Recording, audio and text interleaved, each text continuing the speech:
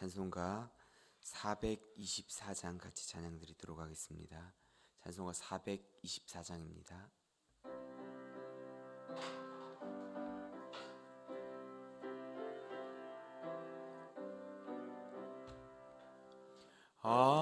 아버지여 나의 맘을 맡아 주관하시고 완악하고 교만한 것 편케 하여 주소서. 온유하고 겸손하여 화평하게 하시고 망령되고 악한 일을 물리치게 하소서. 하나님의 은총 속에 나를 보호하시고 주의 사랑 줄이 되어 나를 메어 주소서. 구세주의 흘린 피로 죄를 씻어 주시고 성령이여 하늘 길로 나를 인도하소서.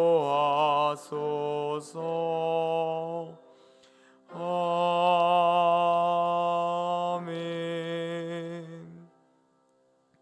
아멘. 오늘 함께 보실 하나님의 말씀은 사무엘하 14장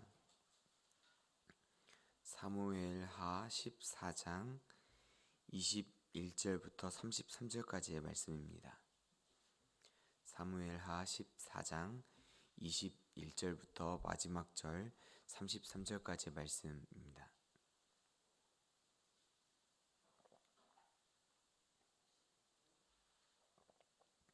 (21절부터 33절까지의) 말씀을 찾으셨으면 저와 성도님이 한 절씩 나누어서 읽고 마지막 절은 한 목소리로 읽도록 하겠습니다. 왕이 요압에게 이르되 내가 이 일을 허락하였으니 가서 청년 압살롬을 데려오라 하니라. 요압이 땅에 엎드려 절하고 왕을 위하여 복을 빌고 요압이 이르되 내 주 왕이여 종의 구함을 왕이 허락하시니 종이 왕 앞에서 은혜 입은 줄을 오늘 아나이다 하고 요압이 일어나 그술로 가서 압살롬을 데리고 예루살렘으로 오니 왕이 이르되 그를 그의 집으로 물러가게 하여 내 얼굴을 볼 수 없게 하라 하매 압살롬이 그의 집으로 돌아가고 왕의 얼굴을 보지 못하니라. 온 이스라엘 가운데에서 압살롬같이 아름다움으로 크게 칭찬받는 자가 없었으니 그는 발바닥부터 정수리까지 흠이 없음이라. 그의 머리털이 무거움으로 연말마다 깎았으며 그의 머리털을 깎을 때에 그것을 달아본즉 그의 머리털이 왕의 저울로 200세겔이었더라. 압살롬이 아들 셋과 딸 하나를 낳았는데 딸의 이름은 다말이라. 그는 얼굴이 아름다운 여자더라. 압살롬이 이때 동안 예루살렘에 있으되 보지 못하였으므로 압살롬이 요압을 왕께 보내려 하여 압살롬이 요압에게 사람을 보내 부르되 그에게 오지 아니하고 또다시 그에게 보내되 오지 아니하는지라. 자기의 종에게 이르되 보라 요압의 밭이 내 밭 근처에 있고 거기 보리가 있으니 가서 불을 지르라 하니라. 압살롬의 종들이 그 밭에 불을 질렀더니 요압이 일어나 압살롬의 집으로 가서 그에게 이르되 어찌하여 내 종들이 내 밭에 불을 질렀느냐 하니 요압에게 대답하되 정것은 내가 너를 왕께 보내하래 하기를 내가 그술에서 돌아오게 되었나이까. 이때까지 거기 있는 것이 내게 나았으리다 하려 함이로다. 이제는 내가 나로 하여금 왕의 얼굴을 볼 수 있게 하라. 내가 만일 죄가 있으면 왕이 나를 죽이시는 것이 옳으니라 하는지라. 다 같이 읽겠습니다. 요압이 왕께 나아가서 그에게 아뢰매 왕이 압살롬을 부르니 그가 왕께 나아가 그 얼굴 앞 땅에 대어 그에게 절하매 왕이 압살롬과 입을 맞추니라. 아멘. 새벽 예배 나오시면서 한 분의 성도님이 11조 헌금과 선교 헌금, 나눔 헌금, 방송 설교 헌금을 3일 특성금을 하나님께 드리셨습니다.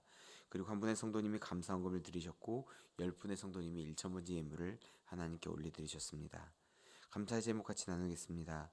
보너스로 채워주심을 감사드립니다. 아멘. 성도님들 반갑습니다.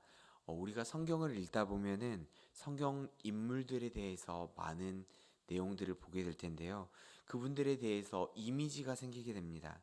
예를 들어서 신약의 경우에서는 베드로와 같은 경우는 굉장히 성급하고 다혈질적인 면이 있으나 열정적인 이미지를 가지고 있고요. 세례 요한과 같은 경우는 자신은 감추고 다른 사람을 높여주는 겸손한 이미지를 가지고 있습니다. 도마와 같은 경우는 다른 사람을 모든 것들을 꼼꼼하고 세심하게 바라보되 의심하는 그런 이미지가 있고요. 이런 각 사람이 가지고 있는 이미지가 있습니다. 구약으로 들어가 보면은 아브라함이라고 하면 우리가 믿음의 조상이라는 이미지를 가지고 있고 솔로몬은 지혜의 왕이라는 이미지를 가지고 있습니다. 그렇다면 오늘 본문에 나오는 다윗은 어떤 이미지를 가지고 있습니까? 다윗 하면 떠오르는 이미지들이 있으신가요? 여러 이미지가 있을 것 같습니다. 골리앗을 이긴 용감한 소년 다윗, 초원에서 양떼들을 돌보는 목동 다윗, 여러 이미지가 있겠지만 우리에게 가장 익숙한 이미지는 하나님의 마음에 합한 자라는 이미지가 아닐까 싶습니다. 하나님 마음에 합한 자, 하나님 마음 속에 쏙 든 자라는 표현이 너무나 대단한 것처럼 느껴지는데요.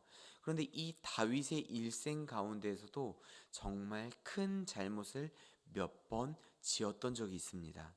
우리가 잘 알고 있는 그 잘못, 크게 두 가지를 우리가 보고 있는데요. 남의 아내를 빼앗고 그 여인의 남편을 죽게 만든 밧세바 간음 사건의 그 잘못이 있습니다. 또한 그 자신이 조금 교만한 마음으로 나아가서 인구조사를 하게 되므로 하나님께 크게 혼났던 그런 큰 잘못도 있습니다. 다윗의 잘못하면 크게 이 두 가지를 꼽을 수 있을 텐데, 하지만 오늘 말씀 속에서도 다윗의 실수, 다윗의 잘못이 보이게 됩니다. 오늘 말씀의 내용을 잘 보면서 그 다윗의 그 잘못, 그것을 타산지석으로 삼아 우리는 그런 모습이 아닌 더 나은 모습으로 성숙하여지는 우리들이 되기를 소망합니다. 우리는 어제 이모사 목사님의 말씀을 통해서 토요일과 주일날 묵상하는 그 말씀을 우리가 보지 못했기 때문에 조금 건너뛰게 되었지만, 압살롬의 누이 다말을 범하게 되고 그리고 범한 뒤 그녀를 버렸던 장자 암논에 대한 이야기와 그것에 대해서 죄를 묻지 않고 넘어가는 다윗, 그리고 그것을 보며 마음속으로 계속해서 복수의 그 마음을 가지고 있다가 기다리다가 결국 암논을 죽여버린 그 압살롬의 이야기를 들었습니다. 압살롬은 암논을 죽인 다음에 자기의 외가에 가서 숨어 지내게 됩니다. 그런데 요압이 그 다윗의 마음 가운데 그 암논을 죽인 거에 대한 그 분노의 마음이 조금 가라앉고 압살롬을 그리워하는 마음이 보이는 것처럼 느껴지자 드고와 여인을 불러 꾀를 내어서 그 여인의 이야기를 통해 왕이 다시 압살롬을 불러올 수 있도록 유도하게 됩니다.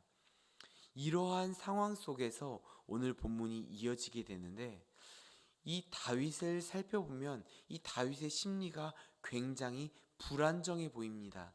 무언가 자꾸 흔들리는 것처럼 보입니다. 어떤 면에서 그러냐면은 압살롬을 데려오고 싶어 하는, 그를 그리워하는 마음과 반면에 그를 만나고 싶지 않아 하는 마음이 공존하고 있습니다. 요압이 그 다윗의 그 간지러워하는 모습을 만져주었기 때문에 압살롬을 예루살렘으로 데려오긴 하였지만 그는 그를 만나고 싶지는 않다라는 것입니다.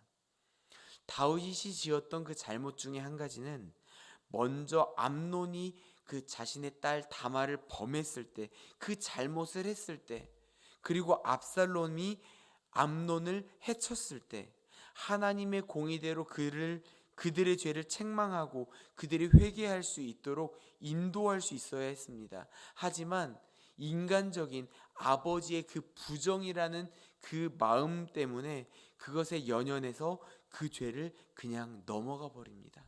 그것에 대한 강한 책임과 그들이 회개할 수 있는 징벌 없이 그냥 넘어가 버리게 됩니다.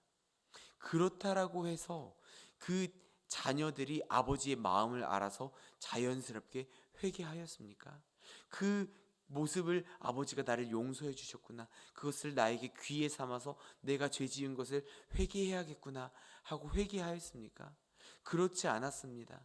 회개하지 않는 그 모습으로 인해서 결국 암논은 죽게 되었고 압살롬 역시 회개하지 않았습니다. 오늘 본문 32절 말씀을 보아도 내게 죄가 있으면 왕이 나를 죽이시는 것이 옳으니라 라고 말합니다. 이 말은 나에게 죄가 없다라는 것입니다. 그에게 복수는 당연하였던 것이며 그에 대한 후회나 뉘우침은 조금도 없다라고 압살롬이 당연하게 이야기하는 것을 볼 수 있습니다. 다윗의 실수는 또 하나 더 있습니다.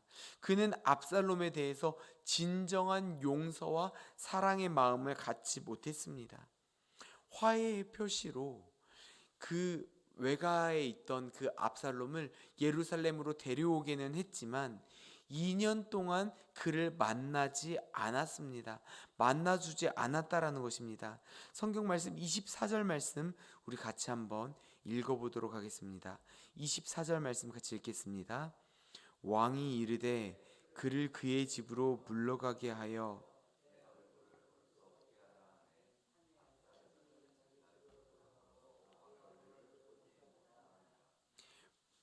왕에게 나오지 못하게 하는 거예요.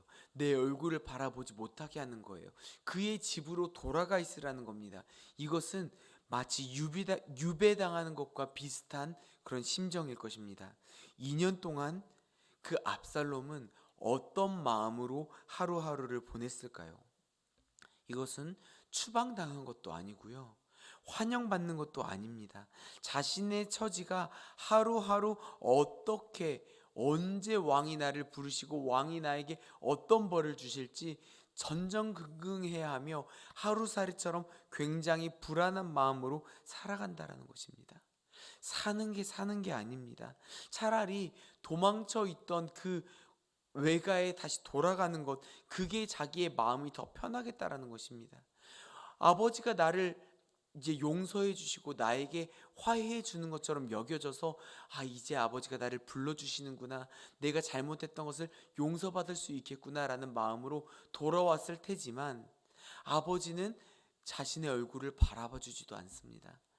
나에게 무언가 너 이거 잘못했어, 너 왜 이렇게 했니, 너 이거에 대한 이런 벌을 받아라 말하고 나서 다시 나를 안아주는 게 훨씬 더 속을 편하겠지만 아예 쳐다보지도 않고 외면하고 너는 더 이상 내 앞에 내 얼굴을 보지도 못할 것이다, 너의 집에 돌아가 있어라 말하는 것은 정말 어떻게 살아가야 되는지 정말 불안한 마음으로 살아간다라는 것입니다. 그 2년의 시간이 압살롬의 한 그 잘못을 회개하는 그 시간으로 주었다라고 말할 수 있을지 모르겠지만 무엇이 잘못되었는지, 어떻게 뉘우치며 돌이켜야 되는지 언급하는 것 하나 없이 그냥 방치하는 것은 오히려 그 사람의 마음을 회개하는 게 아니라 비뚤어지게 만들 수 있다라는 것입니다. 방치하는 것은, 그냥 내버려 두는 것은 사랑이라고 말할 수 없습니다. 우리의 자녀가 무언가를 잘못했다고 했을 때 혼을 내거나 권면을 하며 가르치는 것이 아니라 그냥 신경도 안 쓰고 집에 들어와도 바라보지도 않고 자녀는 그대로 자기의 방에 들어가서 문 닫고 들어가고 아버지는 그냥 거실에서 쳐다보지도 않고 TV만 보고 있는 그런 상황, 그런 서로 간의 대화도 있지 않고 계속되는 그 시간들이 지내면 아버지가 생각했을 때는 이 아이가 잘못했으니까 아버지 잘못했어요 라고 먼저 말해주기를 원했을지 모르겠지만 결국 그 모습이 계속 지속되게 되면 이 자녀는 자신의 잘못에 대한 반성보다는 나에 대한 신경 쓰지도 않고 나에 대한 무관심으로 일관하고 있는 그 아버지를 바라보며 부모를 부모 취급으로 하지 않는 일까지도 이어지게 될 것입니다. 대화가 필요합니다. 소통이 필요합니다. 하나님의 사랑, 하나님에 대한 그 하나님의 사랑과 공의를 잊고 시간이 약이겠지 그냥 내버려 두는 것은 상황을 더 악화시킬 뿐입니다. 다윗과 압살롬의 문제는 진정한 사랑과 용서를 잊은 아버지와 그의 잘못을 회개할 줄 모르는 그 아들이 빚어낸 합작품이라고 말할 수 있을 것입니다. 사실 이 압살롬은 자신이 지은 죄에 대해 회개하며 자숙하며 근신하는 게 당연합니다. 하지만 그는 그렇게 하지 않았습니다. 사람들이 칭찬하는 자신의 머리, 사람들이 정말 와 대단하다라고 말해주는 자신의 그 외모를 자랑하며 또 자신의 중재자가 되어줄 요압을 부르기 위해 추수기가 되었던 그 요압의 밭에 일부러 불을 지르는 등 그런 잘못을 했으며 자신이 암몬을 죽였던 그것에 대한 죄책감을 조금도 갖지 않았다라는 것입니다. 이것이 무엇을 말합니까? 죄로 그 양심이 마비가 된 사람은 자신의 죄악을 오히려 더 의롭게 여기는, 당연스럽게 여기는 뻔뻔한 모습을 가지고 있다라는 것입니다. 그리고 자신의 모습을 당연하게 여겨서는 그 자신의 목적을 달성하기 위해서는 어떤 일도 해낼 수 있는 것처럼 보여진다라는 것입니다. 우리의 모습은 어떻습니까? 혹여 목적 달성을 위해서 수단과 방법을 가리지 않고 적극적으로 죄를 짓고 있지는 않습니까? 아니면 이것이 잘못된 길이라고 우리 마음속에서 들려주고 있는 양심의 소리, 성령님의 소리를 못 들은 채 하고 오히려 더 뻔뻔하게 죄에 대해 무감각하게 살아가며 죄를 짓지는 않고 있습니까? 만약에 우리 마음속에 그런 모습이 조금이라도 있다면 이 시간 주님 앞에 회개하기를 소망합니다. 화해할 수 있는 그 타이밍을 놓치게 되면 그 이후에 아무리 화해할 수 있는 자리를 마련해 준다 하더라도, 우리 어릴 적에 그런 거 있었잖아요. 얘랑 싸웠을 때 너희 둘이 손잡고 악수해, 화해해, 잘못했다라고 말해 하고 어른은 화해했다라고 생각하고 그냥 떠나버립니다. 단순한 아이들은 그것을 보고 그냥 화해하고 넘어갈 수도 있지만 그 마음 가운데 화해할 타이밍을 놓친 사람들에게는 그 마음의 앙금을 가지고 있기 때문에 진정한 화해가 이루어지지 않는다라는 것입니다. 이 압살롬에게 있어서 용서받는다는 것, 아버지 다윗 앞에 나아간다라는 것은 화해를 말하는 게 아니었습니다. 그에게는 그 과정이 단지 왕위를 계승받기 위한 단계였을 뿐입니다. 이것을 어떻게 할 수 있냐면 오늘 본문 이후 내일 전해질 그 말씀을 보면은 왕에게 엎드려 절하고 왕과 입을 맞추며 화해했던 그 압살롬의 다음 행보가 바로 반역을 위한 준비였다라는 것에서 발견할 수 있습니다. 타이밍이 중요합니다. 잘못했다라는 것을 알려주고 그것을 고칠 수 있는 여건을 만들어주는 그 타이밍, 그리고 사랑으로 그것을 안아주고 그가 진정한 회개를 할 수 있도록 마음으로 안아주는 제대로 된 타이밍이 필요합니다. 자녀 교육에 있어서도, 우리가 인간관계에 있어서도 내가 먼저 사랑하고 내가 먼저 용서하고 내가 먼저 다가감으로 때를 놓치지 않고 어그러진 인간관계가 바르게 해결될 수 있는 그 귀한 타이밍을 놓치지 않는 우리 모두가 되기를 예수님의 이름으로 축복합니다. 이 시간 잠시 기도하도록 하겠습니다. 사랑하는 하나님 아버지, 정말 위대하고 하나님 마음을 합하게 했다라고 말하는 그 다윗 역시 그가 저지른 그 많은 잘못들이 있었습니다.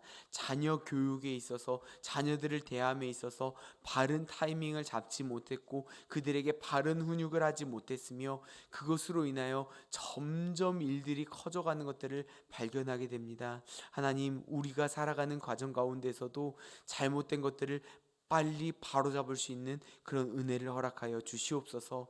하나님, 하나님의 공의를 잊지 않게 하시고 하나님의 사랑의 마음을 잊지 않게 하여 주셔서 먼저 다가가고 먼저 용서할 수 있는 우리들의 모습 될 수 있도록 은혜 베풀어 주시옵소서. 감사드리며 살아계신 예수님 이름으로 기도드리옵나이다.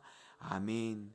하늘에 계신 우리 아버지여, 이름이 거룩히 여김을 받으시오며 나라의 임하옵시며 뜻이 하늘에서 이룬 것 같이 땅에서도 이루어지이다. 오늘날 우리에게 일용할 양식을 주옵시고 우리가 우리에게 죄 지은 자를 사하여 준 것 같이 우리 죄를 사하여 주옵시고 우리를 시험에 들게 하지 마옵시고 다만 악에서 구하옵소서. 대개 나라와 권세와 영광이 아버지께 영원히 있사옵나이다. 아멘. 이 시간 우리가 성전을 떠나가기 전 공동체 기도 제목으로 합심하여 기도하기를 원합니다. 먼저 기도할 것은 우리가 오늘 들은 말씀을 기억하며 하나님께서 우리에게 주신, 각자에게 주신 그 말씀을 생각하며 기도하기를 원합니다. 그리고 3년 만에 진행되는 그 늘푸른 실버대학, 그 모든 진행과 참여하시는 모든 어른들에게 하나님이 주시는 풍성함이 넘칠 수 있도록 기도해 주시기를 원합니다. 그리고 수능이 얼마 남지 않았는데 수능 그리고 취업을 준비하는 모든 우리들의 자녀들, 젊은이들, 그들의 모든 준비하는 과정 가운데 하나님을 의지하는 믿음과 은혜가 있게 하시고 하나님께서 그들에게 지혜를 주셔서 맡겨진 그 상황 가운데에서 최선을 다해 노력할 수 있도록 기도해 주시기를 원합니다. 가정 예배를 드리며 믿음의 뿌리가 더 깊어지고 가족 구성원들 간에 더욱더 사랑이 충만해지는 믿음의 가정, 성도님들의 가정 될 수 있도록 함께 기도해 주시기를 원합니다. 그리고 원로 목사님과 담임 목사님의 사역과 가정과 건강을 위해서, 성령 충만을 위해서 기도해 주시고 함께 동역하는 당회 장로님들과 부교육자들, 그들의 앞길을 위해서 하나님께서 인도하시는 그 귀한 인도하심을 잘 받아서 주님 말씀하시면 나아가고 주님 말씀하시면 멈춰설 수 있는, 성령보다 기도보다 말씀보다 앞서지 않는 우리 모든 동역자들이 될 수 있도록 도와주시라고 같이 기도했으면 좋겠습니다. 이상의 기도 제목으로 함께 합심하여 기도하신 후 각자의 기도 제목으로 계속해서 우리의 기도의 끈을 이어가도록 하겠습니다. 함께 기도하시겠습니다.